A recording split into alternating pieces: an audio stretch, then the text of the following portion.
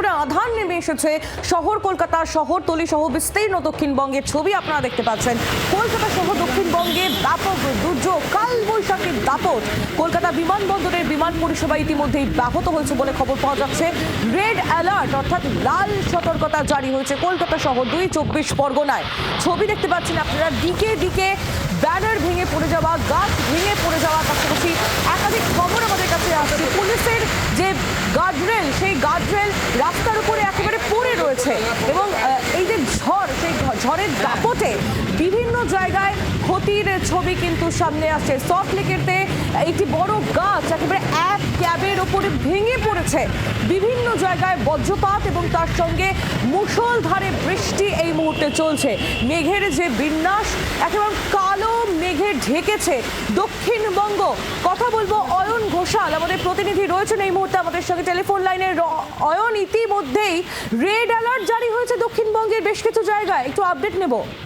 যে moisture incursion বা জলীয় বাষ্পের পুঞ্জীভূত হয়েছিল, সেই জলীয় বাষ্প পুঞ্জীভূত হওয়ার পরে এটা প্রত্যাশিতই ছিল যে আজকে দক্ষিণবঙ্গ সেটাকে কার্যত সেখানে একটা তীব্র ঝড় বৃষ্টির দাপট আসতে চলেছে।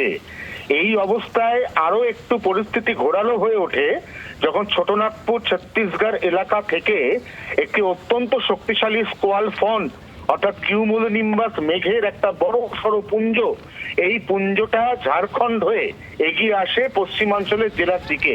বেলা গড়াতেই পশ্চিমাঞ্চলের একের পর এক জেলা এখানে লাল সতর্কতা জারি করা শুরু করে আলিপুর আবহাওয়া দপ্তর তাদের নাওকাশ প্রক্রিয়ার মাধ্যমে, এবং তারপর সেই লাল সতর্কতা জারি করে দেওয়া হয় গাঙ্গেয় দক্ষিণবঙ্গের সমস্ত জেলার জন্য। এবং ঠিক তারই অঙ্গ হিসেবে কার্যত প্রাকৃতিক বিপর্যয় তাণ্ডব চালিয়েছে গোটা কলকাতা, হাওড়া, হুগলি, 24 পরগনা, নদিয়া, বীরভূম, মুর্শিদাবাদ এই সমস্ত জেলায়।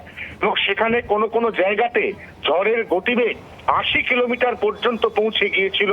তার সঙ্গে অন্তত এই বিভিন্ন গাঙ্গেয় দক্ষিণবঙ্গের জেলার 22টি অঞ্চল এখানে তুমুল শিলাবৃষ্টি হয়েছে এবং বাকি অঞ্চল সেখানে তুমুল বৃষ্টিপাত হয়েছে এবং মুহুর্মুহু বজ্রপাত এই মুহূর্তে কার্যত প্রাকৃতিক বিপর্যয় ডেকে এনেছে এই দক্ষিণবঙ্গের একাধিক এলাকায়।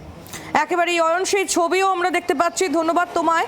অয়ন ঘোষাল আমাদের প্রতিনিধি ছিলেন আমাদের সঙ্গে টেলিফোন লাইনে। বিভিন্ন জায়গার ছবি তুলে ধরছি আপনাদের সামনে। দক্ষিণবঙ্গের বিস্তীর্ণ দক্ষিণবঙ্গ জুড়ে একেবারে বৃষ্টির দাপট। সাউথ সিটি মলের ছবি এই মুহূর্তে আপনারা দেখতে পাচ্ছেন। সেখানে রীতিমতো কাঁচ ভেঙে পড়েছে, ঝড়ের দাপট, কাঁচ ভেঙে পড়েছে। ছবি দেখতে পাচ্ছেন আপনারা। এরকম বিভিন্ন জায়গায় ক্ষয়ক্ষতির ছবি কিন্তু সামনে আসছে। সার্ভে পার্কের দিকে একটু নজর রাখবো। আমাদের প্রতিনিধি রনয় তিওয়ারি রয়েছেন আমাদের সঙ্গে, সেখান থেকে রনয়ের কাছে একটু চলে যাই। রনয়, সার্ভে পার্ক, সেখানে বেশ কিছু ক্ষয়ক্ষতি হয়েছে ঝড়ের দাপটে, এমনটাই খবর সামনে আসছে, কি ছবি? দেখো, যেখানে এই মুহূর্তে আমি রয়েছি একেবারে সার্ভে পার্ক থানা এলাকা, একাধিক গাছের ডাল ভেঙে পড়েছে। আমি প্রথমেই তোমাকে ছবিটা দেখাবো। ক্যামেরাপারসন অমিত যে ছবিটা তোমাকে দেখাচ্ছে, এই মুহূর্তে তুমি দেখতে পাচ্ছ গাড়ি যাতায়াত করতে বেশ অসুবিধা হচ্ছে, গাড়িগুলোকে ঘুরিয়ে নেওয়া হচ্ছে। শুধু একটা বা দুটো গাছের নয়, একাধিক গাছের ডাল ভেঙে পড়েছে, মোটা মোটা ডাল ভেঙে পড়েছে। সেখানে কিন্তু গাড়ি চলাচল ব্যাহত হচ্ছে। যে সমস্ত ছোট গাড়ি রয়েছে বা টোটো রয়েছে, সেই টোটোগুলো কোনো রকমে বা দু চাকার বাইক কোনো রকমে সেখান থেকে যাতায়াত করতে পারছে, কিন্তু 4 চাকার গাড়ি, সেই গাড়িগুলোকে ঘুরিয়ে নিয়ে যেতে হচ্ছে। শুধু যে সার্ভে পার্ক থানা এলাকা তাই নয়, শহর কলকাতার বিভিন্ন জায়গায়, যেমনটা এখনও পর্যন্ত আমরা কলকাতা পুলিশ এবং কলকাতা পুরসভা সূত্রে খবর পাচ্ছি, বিভিন্ন জায়গায় কিন্তু একাধিক জায়গায় কিন্তু এরকম গাছের ডাল ভেঙে পড়েছে। কোথাও কোথাও ব্যারিকেড একেবারে উড়ে গিয়ে রাস্তার মধ্যে আছাড় খেয়ে পড়েছে। যে সমস্ত হোর্ডিংগুলো রয়েছে, সেই হোর্ডিংও কিন্তু খুলে রাস্তার মধ্যে পড়ে রয়েছে। অর্থাৎ এই ছবি কিন্তু শহর কলকাতার বিভিন্ন জায়গায় দেখা যাচ্ছে। আরও একবার ছবিটা তোমাকে দেখাবো তোমার মাধ্যমে, জি 24 ঘন্টার সকল দর্শককে ছবিটা দেখাবো। একেবারে তুমি দেখতে পাচ্ছ সার্ভে পার্ক থানা এলাকা, অর্থাৎ সার্ভে পার্ক থানা থেকে মাত্র 400 মিটার দূরত্বে যেখানে দাঁড়িয়ে রয়েছি, খালপাড়ের কাছে, সেখানে একটা বড় গাছের ডাল একেবারে রাস্তা জুড়ে পড়ে রয়েছে। সেখান থেকে কোনো রকমের 4 চাকার গাড়িগুলো সেখান থেকে যাতায়াত করতে পারছে না। গাড়ি এলেও তাকে ঘুরিয়ে নিয়ে যেতে হচ্ছে। ছোট গাড়ি মূলত যেতে পারছে, একটা গাড়ি আমরা দেখতে পাচ্ছি এই মুহূর্তে সে যেতে পারছে সেখান থেকে, কিন্তু এই মুহূর্তে রাস্তাঘাটের অবস্থা তোমাকে দেখাবো। অর্থাৎ যে ছবি তুমি দেখতে পাচ্ছ, সাধারণ মানুষকে তারা এইভাবে তারা যাতায়াত করছেন, কারণ যেভাবে বাজ পড়ার শব্দ পাওয়া যাচ্ছে বা যেভাবে বৃষ্টি বা এই যে 50 থেকে 60 কিলোমিটার বেগে দমকা হওয়া, তাতে করে কিন্তু রীতিমতো কিন্তু একেবারে সাধারণ মানুষকে কোথাও কোথাও দাঁড়িয়ে যেতে হচ্ছে। আরও একটা গাড়ি তোমাকে দেখাবো, এই মুহূর্তে একটা গাড়ি সে কিন্তু কোনো রকমে আটকে পড়ছে, যাতায়াতের সমস্যা হচ্ছে। শুধু একটা বা দুটো গাছ নয়, শহর কলকাতার বিভিন্ন জায়গা যেমনটা আমরা খবর পাচ্ছি, একাধিক গাছের ডাল ভেঙে পড়েছে।